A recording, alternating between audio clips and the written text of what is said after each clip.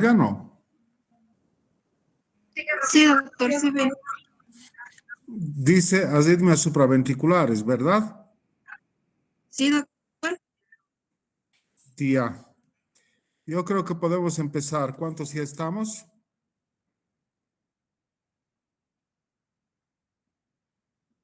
Somos 53, doctor. Bueno, empezaremos igual. Ahora ya no hay mucho el margen de límite de tiempo. Pensaba darles bloqueos de llama, pero vamos a dejar eso para mañana. Vamos a empezar con arritmias supraventriculares, que son arritmias muy frecuentes. Y dentro de estas arritmias existen varias, ¿no es cierto? Tenemos la taquicardia sinusal. La taquicardia sinusal significa una arritmia cuando la frecuencia cardíaca es mayor a 100 latidos por minuto. ¿Quién me dice causas de taquicardia sinusal?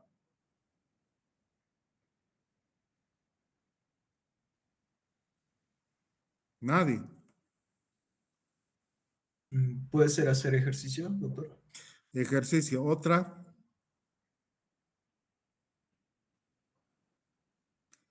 Los estados de ansiedad, del alcoholismo, la tirotoxicosis, la anemia, la fiebre son causas de taquicardia sinusal, ¿no? Y muchas veces los pacientes consultan por taquicardia, por ejemplo, secundaria anemia, pero el tratamiento básico tiene que ser la corrección de la anemia, no darle, por ejemplo, un beta bloqueante. Existe otro tipo de arritmia supraventricular que es la de entrada sinoauricular, en la cual el estímulo va a ser un circuito a nivel del nódulo sinusal. Tenemos otra arritmia que es la taquicardia auricular ectópica, en el que el estímulo del corazón no nace del nódulo sinusal, sino que puede aparecer de algún otro foco automático que puede estar localizado ya sea en la aurícula izquierda o en la aurícula derecha, ¿no? Tenemos el flatter auricular, ¿no? En la cual el estímulo va a ser un circuito alrededor de las aurículas, generalmente de la aurícula derecha, y se va a caracterizar por la presencia de ondas F mayúsculas. Y la arritmia más frecuente es la fibrilación auricular, ¿no? En la que diversos estímulos parten de la aurícula, a veces con una frecuencia de hasta 600 por minuto, pero obviamente los 600 no pueden atravesar el nódulo auriculoventricular, lo harán la mitad, ¿no? 300. Y vamos a ir viendo cada una de estas. Y por último también tenemos la taquicardia paroxística supraventricular, en el que el circuito se hace a nivel del nódulo auriculoventricular. Vemos la taquicardia sinusal, entonces entre sus características tiene una frecuencia cardíaca auricular que va entre 100 a 180 por minuto. Esto es importante, es una taquicardia regular, ¿sí? Al estímulo carotídeo, la frecuencia cardíaca va a disminuir. La etiología, hemos comentado la fiebre, la deshidratación, el dolor, estímulos simpáticos, la isquemia, el hipertiroidismo, pacientes con enfermedad pulmonar obstructiva crónica, la hipovolemia. Y el tratamiento va a ser de la causa desencadenante.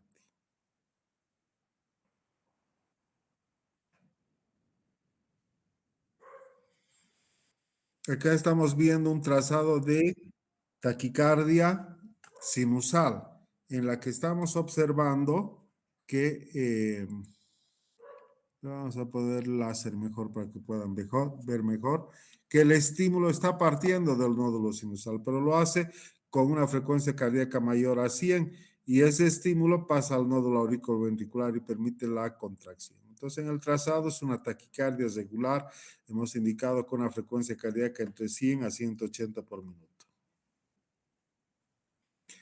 Por el contrario, cuando la frecuencia cardíaca es menor a 60, hablamos de bradicardia sinusal, como se observa en el trazado. La taquicardia auricular multifocal es menos frecuente. La frecuencia auricular va entre 100 a 130 latidos por minuto y como su nombre lo dice, son focos ectópicos diferentes a nivel auricular que van estimulando el corazón. Se asocian frecuentemente a patología pulmonar, es decir, a los pacientes que fuman mucho, pacientes que han trabajado en la mina, y generalmente en su evolución van a llevar a la fibrilación auricular. Entonces, su fisiopatología es por un automatismo anormal de diferentes puntos auriculares. Criterios para su diagnóstico: frecuencia cardíaca mayor a 100 latidos por minuto, ondas P con 3 o más morfologías, es decir, son diferentes.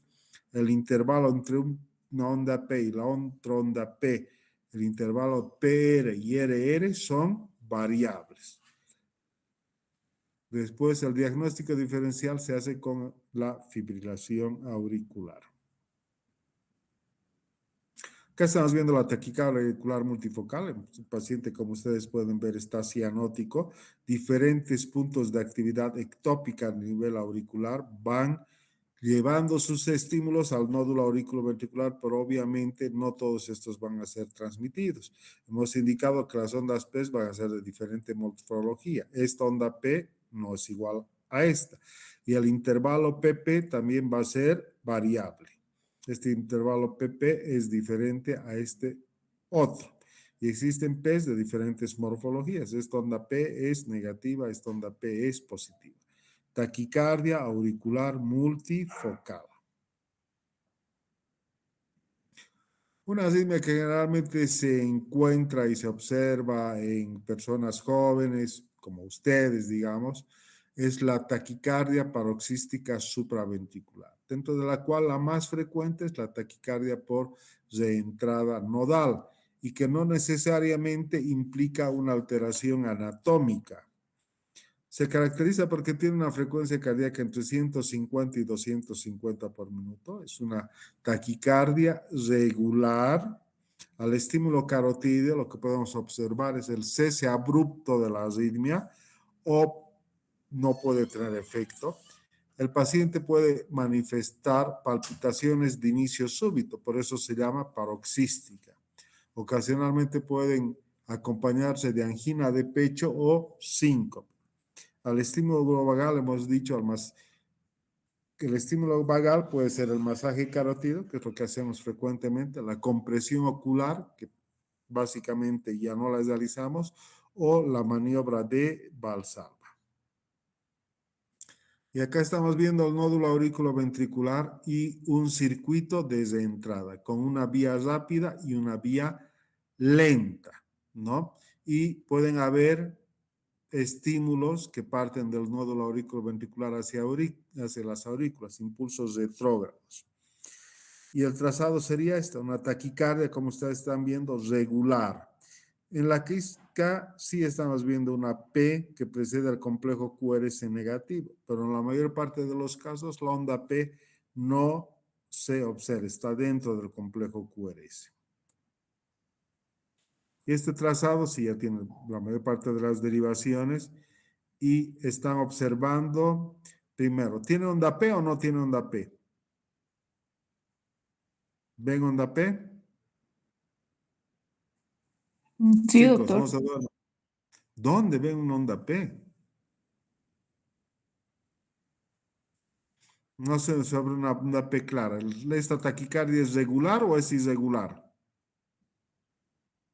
Es regular, ¿verdad? Entonces una taquicardia paroxística supraventricular. Y entonces hemos dicho el control puede ser por estímulo vagal o por medicamentos. ¿Qué medicamentos podrían controlar esta taquicardia? ¿Cuáles conocen?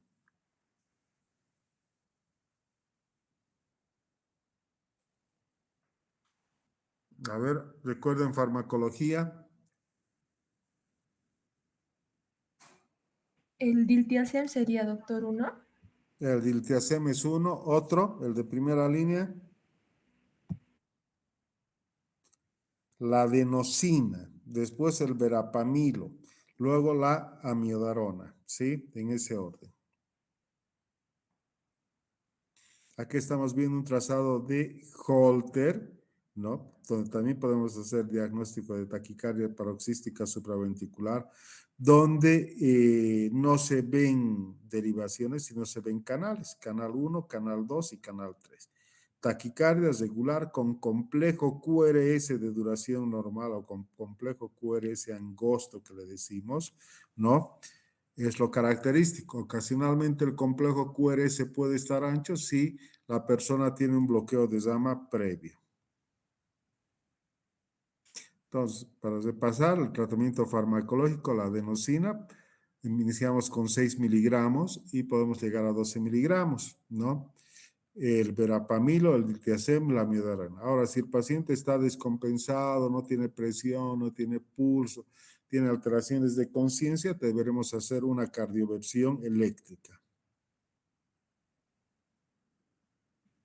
Otra arritmia supraventricular es el aleteo auricular, aleteo o flutter. Es la segunda taquiarritmia más frecuente. Existe ese circuito de entrada que les mostré al iniciar la clase. Pues hay dos tipos, el aleteo auricular típico y el atípico, o el horario y antihorario. Pues eso no es nada importante que sepan, pero sí tienen que conocer que se caracteriza porque no hay onda P. En vez de esta onda P están estas ondas que se llaman ondas F mayúsculas, que se parecen a qué instrumento de carpintería. Al serrucho. Aún Hasta una piedra. Y se ven mejor en la derivación D2, ABF y V1. ¿Sí? Ese es el flutter auricular.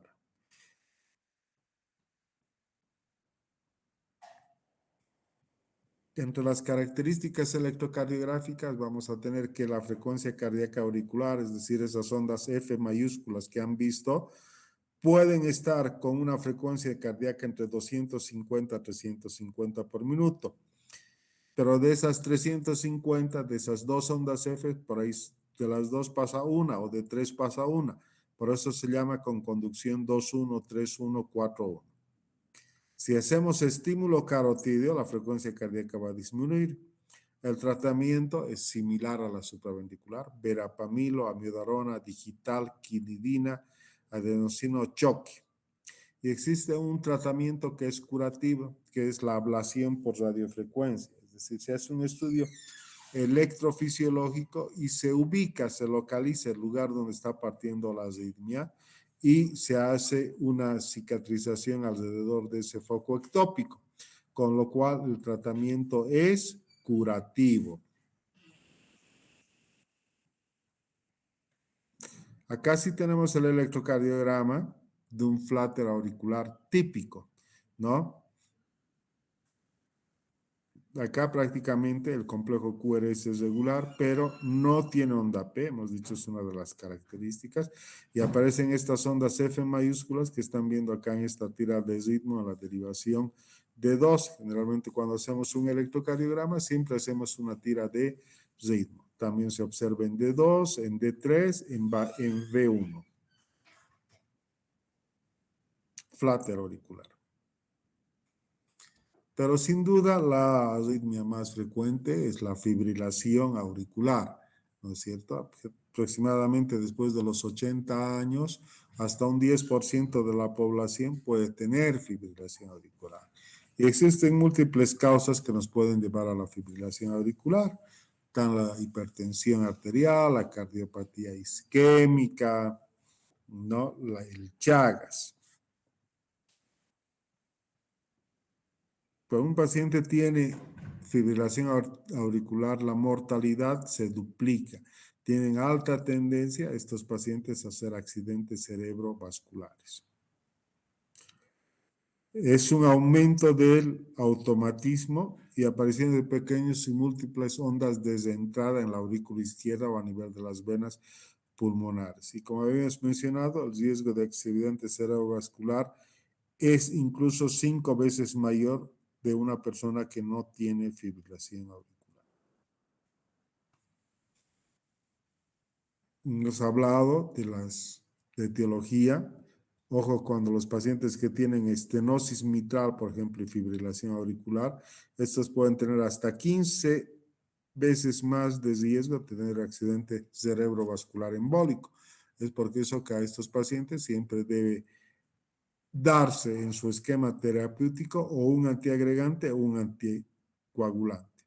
El hipertiroidismo, la pericarditis, el alcohol, la teofilina, muchas veces o alguna vez tal vez en sus fiestas han debido ustedes ver o tal vez ustedes mismos toman por ejemplo algunas bebidas espirituosas como el Fernet y le agregan esos estimulantes cardíacos, esos estimulantes que usan, ¿no es cierto? O sea, a cafeína, como el Red Bull, ese tipo de sustancias y esa combinación en muchas personas puede desencadenar una fibrilación auricular.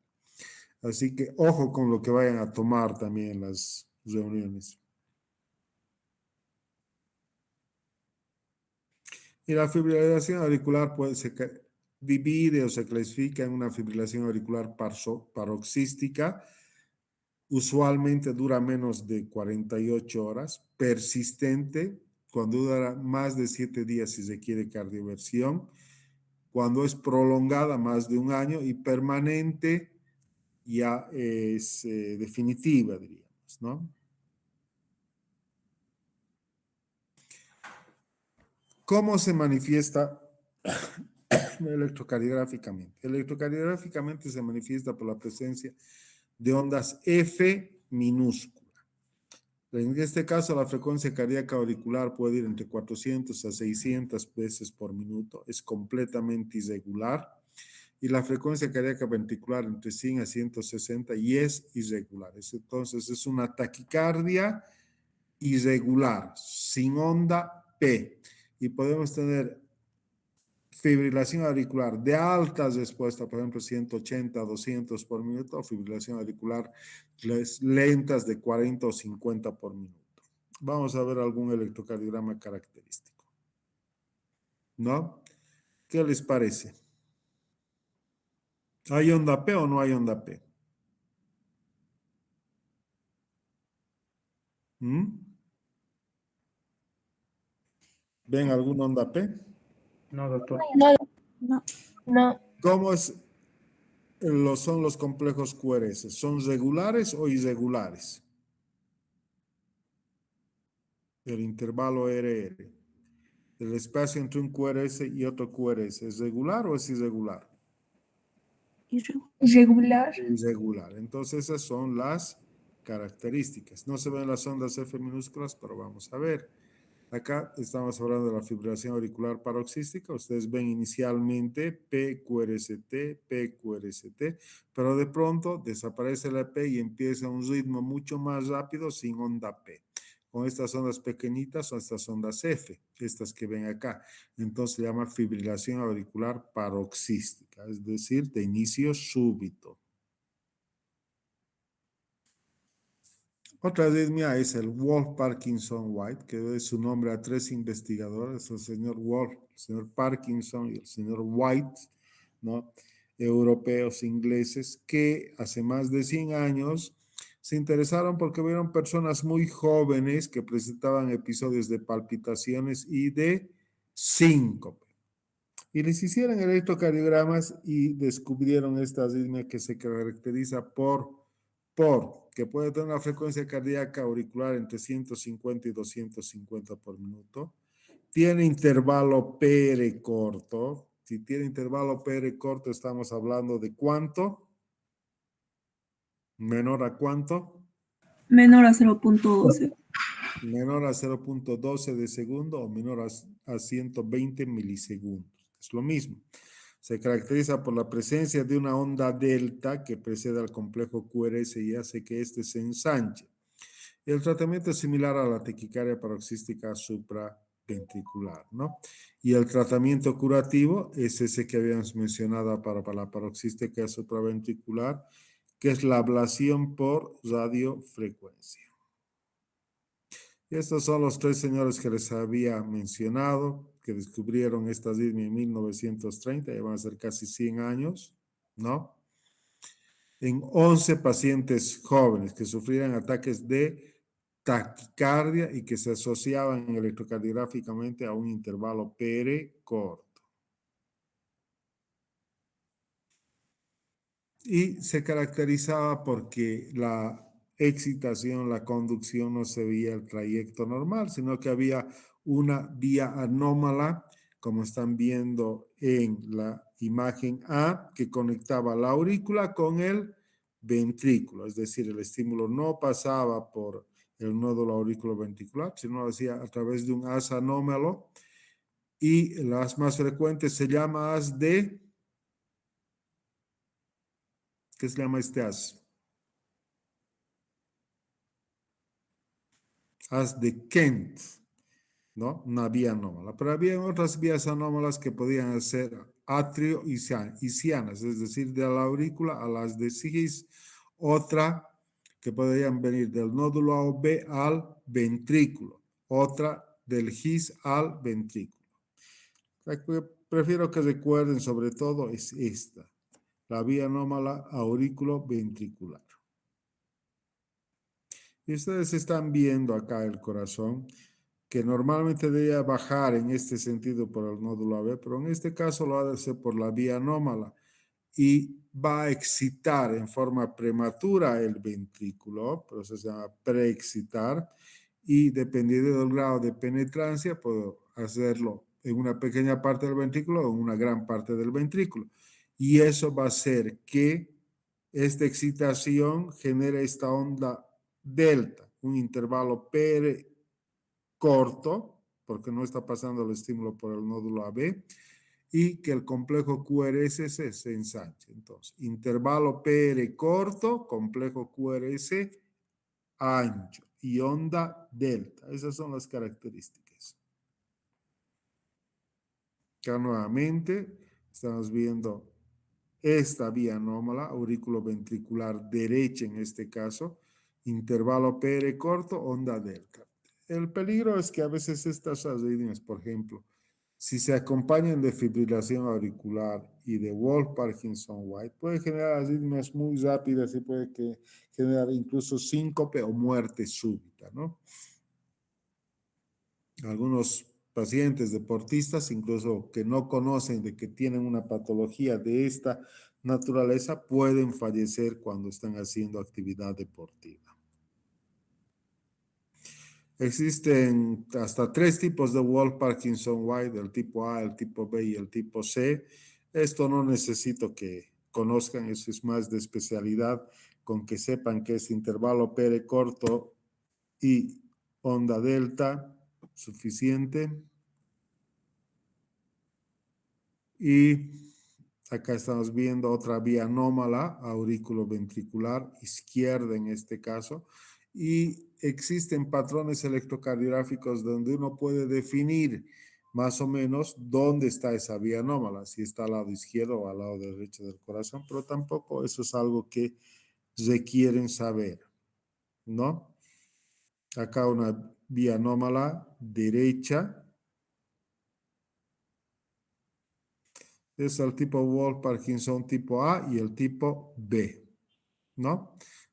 Ambas con intervalo PR corto y complejo y onda delta. Y además, este Wolff-Parkinson-White puede generar taquicardias por reentrada con la vía anómala. En este caso, si ustedes siguen la flechita roja, el estímulo baja por el nódulo auriculoventricular y retorna por la vía anómala. Eso se llama taquicardia auriculoventricular ortodrómica. Pero puede pues, retornar, pero puede bajar en forma contraria y se llama antidrómica. Donde mejor se ve en este electrocardiograma la onda delta es en D1 sobre todo, ¿verdad? Y en ABL, ¿sí? Vamos a buscar otro electrocardiograma más. Acá es lo que les había mencionado, una fibrilación auricular con Wolff-Parkinson-White. Los estímulos auriculares están pasando por la vía anómala, por eso tiene una taquicardia de alta respuesta, que incluso puede hacer pensar que estamos ante una taquicardia ventricular o una fibrilación ventricular. Vemos algunos electros. Vamos a buscar alguno que sea como para ustedes. Por ejemplo, ¿qué arritmia es? ¿Quién me dice? De las que hemos hablado esta tarde, de las que acabamos de hablar. ¿Quién me da el diagnóstico y me dice por qué?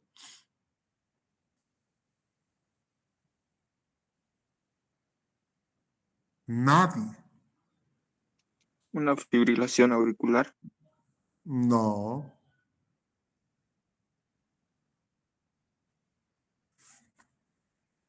Están viendo estas onditas, ¿verdad? Hemos dicho a qué se parecían estas ondas. Se escuchó. Sí. ¿Y en qué arritmia se ve eso? Aleteo auricular. Eso. Esto es un aleteo auricular o un flutter auricular. Y tienen, por ejemplo, 1, 2, 3, 4 ondas F mayúsculas y una conduce. Acá 1, 2, 3 ondas F mayúscula y una conduce. Entonces, con conducción 4, 1. Así se ve el flutter auricular. Y acá, ¿qué ha pasado? Este es un Holter. 3 derivaciones. ¿Qué estamos viendo? P, QRST, P, y de pronto no hay P, ¿no es cierto? Existe una pausa larga. Eso se llama un paro sinusal. Es decir, no ha salido el estímulo del nódulo sinusal.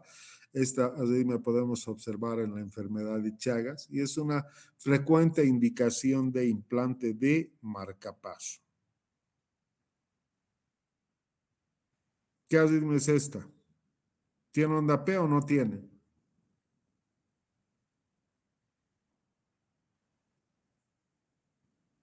¿Mm?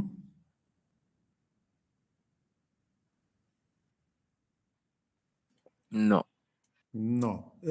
¿Es una taquicardia regular o irregular? Irregular. Irregular. Entonces, ¿qué es esa arritmia que no tiene onda P y es irregular? Fibrilación auricular. Exactamente, fibrilación auricular. Vean estos espacios más largos, acá más cortitos, más cortitos. No se ven muy bien las ondas F minúscula, pero es una fibrilación auricular de alta respuesta. ¿Qué arritmia es esta?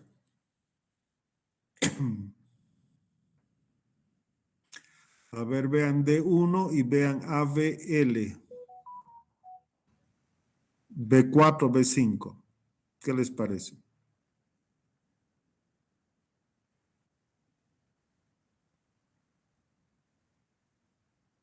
Que tiene una onda delta acá, ¿verdad? Un ascenso brusco, ¿no? Acá no se ve muy bien la onda P, pero acá sí se ve, es decir, sabemos que es un ritmo sinusal, ¿no? Y acá se ve una onda P chiquitita con un poco de voluntad e inmediatamente después aparece la onda delta. Wolf Parkinson White. Esta pasamos. ¿Esto qué es?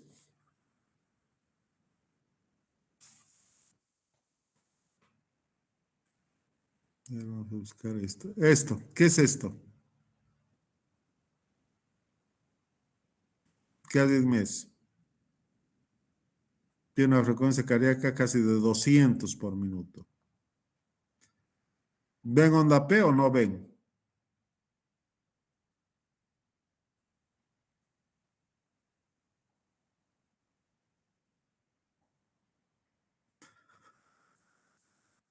No. ¿Es una taquicardia regular o irregular? ¿Mm? Regular. Regular. Irregular, sin onda P. Entonces, con complejo QRS de duración normal. ¿Qué es?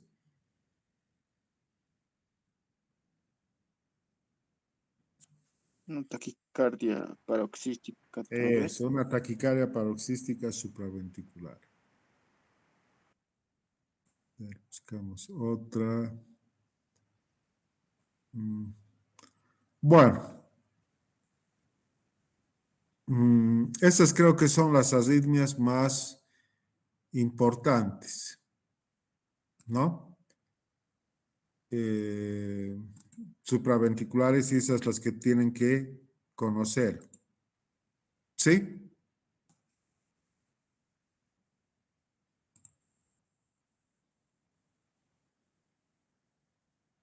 ¿Alguna pregunta?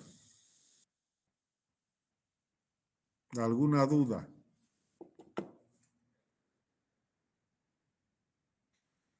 Entonces, arritmias supraventriculares, la fibrilación auricular, las extrasístoles supraventriculares, la taquicardia auricular ectópica, la taquicardia multifocal, el flutter auricular, la fibrilación auricular, la taquicardia paroxística supraventricular. ¿Está? Mañana sí, ya vamos a ver bloqueos auriculoventriculares y bloqueos de rama derecha, bloqueos de rama izquierda. También quería mencionarles que yo creo la tercera semana de marzo o la cuarta va a haber un curso de electrocardiografía auspiciado por la Sociedad Boliviana por la Sociedad Cochabambina de Cardiología, donde si quieren reforzar un poquito más sus conocimientos de electro podrían asistir. Yo creo que va a ser en las noches, pero vamos a ver la forma de que puedan tener permiso, digamos, ¿no es cierto? Y que puedan asistir. Eso también les va a ayudar porque van a seguir viendo electro. Les voy a pasar, llegado el momento, el afiche, va a ser en el auditorio del Colegio Médico, ¿sí? Ya han empezado las otras materias, cirugía, que en teoría, Sí, doctor. bueno, ya casi prácticamente todo está normal, ¿no es cierto? Y las prácticas también, ¿sí? Sí, doctor. Bueno, chicos, yo creo que esta plataforma de Meet está mejor. Así es que vamos a terminar, vamos a seguir usándola para el resto de las presentaciones, ¿sí? Mañana nos reunimos a las 7 de la noche también, ¿ya? Doctor, disculpe, una pregunta, por favor. Sí. ¿Alguna vez he visto en los pacientes, no sé, cuando llegan a emergencias, son pacientes mayores, que llevan alguno de estas taquicardias supraventriculares o fibrilación auricular? Alguna vez vi, y no lo toman mucha atención, o sea, lo anotan como un signo más, o sea, no le dan mucha relevancia. ¿Es porque no es alta su mortalidad o por qué? ¿O, o pueden vivir con él? Mira, si tiene una fibrilación auricular, siempre tienes que interrogar o preguntarte si es una fibrilación auricular nueva o es crónica, ¿no es cierto? Si es de alta respuesta o de respuesta controlada. Si es una fibrilación auricular crónica de larga data y que está con una respuesta aceptable, generalmente solo hay que manejar el tema de su anticoagulación y dar un tratamiento para que no se acelere mucho, diríamos, ¿ya? El corazón. Pero si es una fibrilación auricular muy rápida, aguda, desde reciente comienzo, entonces a ese paciente hay que cardiovertirlo, que puede ser una cardioversión farmacológica o puede ser una cardioversión eléctrica, dependiendo de si está compensado o si no está compensado. Si existen dudas, si es más de 48 horas, generalmente está indicado hacerles un ecocardiograma para ver que no tenga un coágulo en el corazón. Porque si tiene un coágulo y le hacemos una cardioversión, ese coágulo se puede ir al organismo y le puede dar una embolia. Pero sí hay que darle mucha importancia, particularmente a la fibrilación auricular por el riesgo de embolia, ¿no es cierto? Y las taquicardias paroxísticas supraventriculares, ¿por qué no podemos dejar un paciente con 180 o 200 latidos por minuto en forma permanente? Porque va a llevar a una miocardiopatía por arritmia, ¿sí? Lo importante es saber hacer el diagnóstico y el diagnóstico tienen que hacerlo electrocardiográficamente. Ahora existen equipos que automáticamente al final te sacan el diagnóstico, te dicen tiene tal cosa. La idea es que ustedes no tienen que ir a leer eso, tienen que saber interpretar. Para eso están aprendiendo. ¿Alguna otra pregunta?